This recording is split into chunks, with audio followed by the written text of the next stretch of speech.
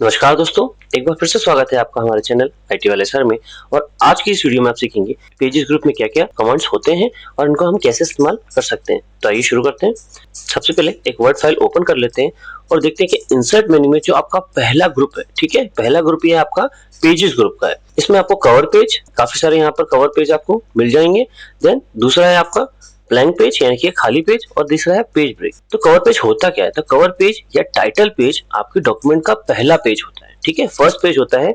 अब ये डॉक्यूमेंट कोई रिपोर्ट हो सकती है, कोई रिसर्च पेपर हो सकता है, कोई बिजनेस प्रपोजल हो सकता है, कोई बुक हो सकती है, या कुछ और दूसरा टाइप का डॉक्यूमेंट आपका हो सकता है, जिसमें क्या होता है उस डॉक्यूमेंट की समरी डिटेल्स होती है। यानी कि डॉक्यूमेंट किसने बनाया है, किसके लिए बनाया है, उसका टाइटल क्या है, सब टाइटल क्या है, कब बनाया गया था, इस पे आप कोई लोगो लगा सकते हैं और उस टाइप की रिलेटेड चीजें आप लगा सकते हैं। यानी कि कवर पेज से हम ये पता कर सकते हैं कि जो डॉक्यूमेंट है वो किस चीज से संबंधित है, ठीक है, और उसकी क्वालिटी को देख के हम ये अंदाजा लगा सकते हैं कि डॉक्यूमेंट में किस टाइप की चीजें हो सकती है, ठीक है, उसका कंटेंट कैसा होगा। तो हमने यहाँ आपके लिए एक नई फाइल बना ली है और इंसर्ट मेन्यू में अगर हम जाते हैं और पेज ग्रुप पे क्लिक करते हैं, कवर पेज पे क्लिक करते हैं, तो आपको देखिए काफी सारे ऑप्शंस यहाँ पर अवेलेबल होते हैं, पहले से बने बनाए और formatted cover pages built in section के अंदर दिख रहा है जो माइक्रोसॉफ्ट के द्वारा आपको प्रदान किए गए हैं। तो इसमें से आपको जो भी अगर पसंद आया उस पर सिंपली आप क्लिक करने के बाद देखेंगे वो ऑटोमेटिकली इसमें इंसर्ट हो जाता है। देन किसी कवर पेज में क्या क्या इन्फॉर्मेशन हो सकती है, तो टाइटल और सब टाइटल रख सकते हैं, तो टाइटल यहाँ आप रख सकते हैं, देन सब टाइटल आप रख सकते हैं। देन आता है डेट क्रिएटेड, यानी कि कब आपने इसको बनाया था, तो कोई ईयर या डेट यहाँ से आप इसको चूज कर सकते हैं। देन ऑथर और को ऑथर, यानी कि जो बनाने वाला है डॉक्यूमेंट को वो कौन है, और उसके साथ में उसके कुछ सहयोगी रहेंगे तो उनके नाम हो सकते हैं, यहाँ पर उनके ईमेल नंबर और उनके कॉन्टेक्ट नंबर चीजें हो सकती हैं। देन आता है सबमिशन प्लेस, यानी कि सबमिशन आप किसको कराना है, तो आपने अगर कोई हमारे कॉलेज की प्रोजेक्ट रिपोर्ट बनाई हुई है तो हम अपने कॉलेज को या स्कूल को सबमिट कर सकते हैं। देन किसी ऑर्गेनाइजेशन के लिए बनाएंगे तो उसका नाम लिख सकते हैं, किसी क्लाइंट के लिए बनाएंगे तो उसका नाम लिख सकते हैं। देन इसके अलावा कोई लोगो, कोई ब्रांड नाम और कोई दूसरी इमेज जो उस प्रोजेक्ट से रिलेटेड है उसको हम यहाँ पर इंसर्ट कर सकते हैं। कोई हेडर हम बना सकते हैं ऊपर की तरफ यहाँ पर, और समरी ऑफ द डॉक्यूमेंट, यानी कि डॉक्यूमेंट में क्या चीज यहाँ पर होने वाली है, ठीक है। तो इसको आप जैसे ही बना लेते हैं उसके बाद इसको आप सिंपली सेव कर सकते हैं, या फिर आप कवर पेज पे जा सकते हैं और यहाँ पर आप अगर राइट क्लिक करते हैं तो पहला ऑप्शन होता है insert at beginning of the document, यानी कि डॉक्यूमेंट के शुरू में ही इसको इंसर्ट कर दिया जाए। दूसरा ऑप्शन होता है insert at current document position, current document position यानी कि जहां आपका कर्सर रखा हुआ है, ठीक है। तो अगर आप इस पे क्लिक करते हैं तो जहां आपका कर्सर रखा है वहीं पर ये इंसर्ट हो जाएगा। Then insert at the beginning of the section, यानी कि अगर आप डॉक्यूमेंट में किसी कोई सेक्शंस बनाए हुए हैं अलग अलग, तो किसी सेक्शन पे ये पहले सेक्शन पे इंसर्ट हो जाएगा। एंड ऑफ द सेक्शन, यानी कि सेक्शन के एंड में ये ऐड हो जाएगा। और लास्ट आता है आपका insert at end of document, यानी कि डॉक्यूमेंट के बिल्कुल लास्ट में ये ऐड हो जाएगा। तो बाय डिफॉल्ट आप इसे बिगिनिंग में ही रहने दीजिए तो ज्यादा अच्छा लगेगा। देन आते हैं यहाँ पर आपके एडिट प्रॉपर्टीज। तो एडिट प्रॉपर्टीज पे अगर आप क्लिक करते हैं देन मॉडिफाइंग बिल्डिंग ब्लॉक्स करके एक आपको डायलॉग बॉक्स दिखता है, ठीक है। तो मॉडिफाइड बिल्डिंग ब्लॉक्स में क्या होता है कि सबसे पहले तो उसका नाम होता है, तो आप नाम चाहे तो यहाँ पर चेंज कर सकते हैं। देन गैलरी, तो गैलरी में एक्चुअली में क्या, यहाँ पर अलग अलग टाइप की यहाँ पर गैलरी होती है, पेज नंबर्स की होती है, bottom of the page margin होती है, तो हम कहीं भी इसको ऐड कर सकते हैं। तो ये कवर पेजेस में है तो हम इसको कवर पेजेस में ही रहने देते हैं। देन आता है आपको दोस्तों कैटेगरी, तो कैटेगरी यहाँ पर बिल्ट इन या माइक्रोसॉफ्ट से दी थी वो तो हमें यहाँ पर है। देन अगर जनरल कैटेगरी के अंदर भी इसको ऐड कर सकते हैं। फॉर एग्जांपल मैं इसको जनरल के अंदर ऐड करता हूँ और ओके पे क्लिक करता हूँ तो मुझसे पूछता है do you want to redefine the building blocks, यानी कि बिल्डिंग ब्लॉक्स एंट्री को आप चेंज करना चाहते हैं, मैं बोलता हूँ यस। और जब भी मैं इस पे वापस क्लिक करता हूँ तो यहाँ देखिए बिल्ट इन जो फीचर आ रहा था वो तो है, और उसके अलावा यहाँ पर एक जनरल नाम की कैटेगरी और आ गई है। इसी के साथ अगर हम इसको वापस यहाँ से रिमूव करना चाहते हैं या इसकी कैटेगरी एडिट करना चाहते हैं तो हम उस पर्टिकुलर पे एडिट प्रॉपर्टीज पे क्लिक कर सकते हैं। देन यहाँ पर हम जनरल के बाद एक नई कैटेगरी भी डिफाइन कर सकते हैं, ठीक है। तो आपको कैटेगरी का नाम देना होगा, फॉर एग्जांपल मैं दे देता हूँ ऑफिस, और ओके पे जैसे मैं क्लिक करता हूँ देन एको पे क्लिक करता हूँ, आपसे पूछता है क्या वापस बिल्डिंग ब्लॉक्स को रीडिफाइन करना चाहते हैं, मैं बोलता हूँ यस। देन अगर आप इस पे देखें तो कवर पेज के अंदर आपको एक ऑफिस की कैटेगरी यहाँ पर मिल जाती है।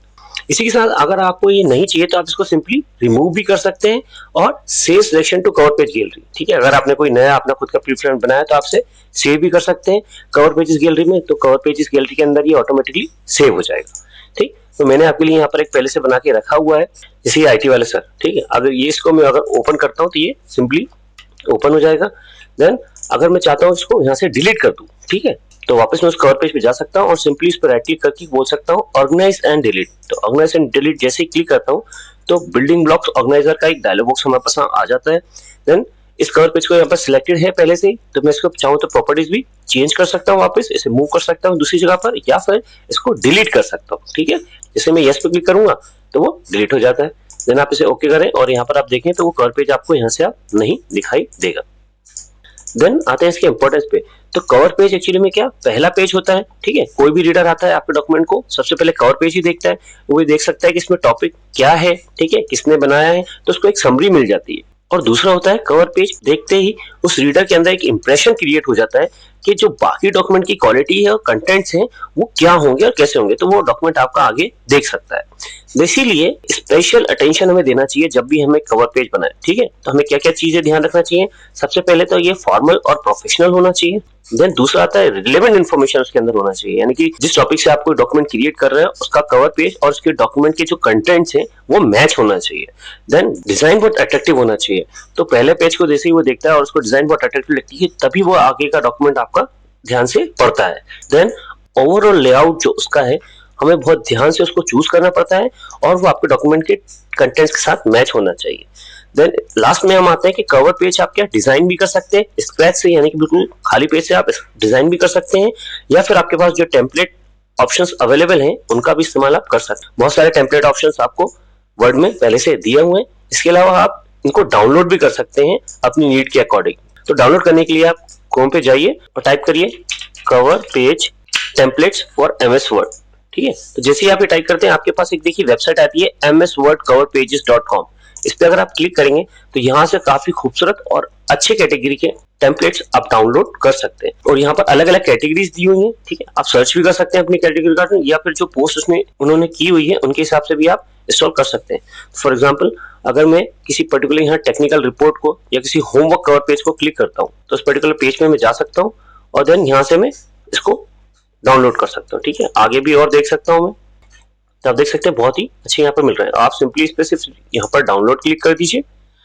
डाउनलोड करने के बाद आपके पास एक जिप फाइल क्रिएट हो जाएगी, तो आप सिंपली अनजिप कर लीजिए।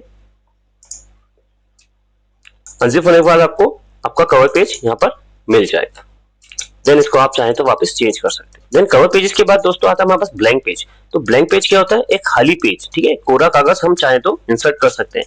फॉर एग्जाम्पल मैं इस स्क्रीन को यहाँ पर छोटा कर लेता हूँ। तो मान लीजिए मुझे यहाँ पर ब्लैंक पेज इस पर्टिकुलर नोट सेक्शन के बाद चाहिए, तो मैं इसके बाद यहाँ पर अपना कर्सर रख देता हूँ और सिंपली ब्लैंक पेज पे क्लिक करता हूँ। तो आपकी देखेंगे एक खाली पेज पूरा इन सेक्शंस के बीच आ गया है। ठीक है, इसको अंडू कर लेते हैं।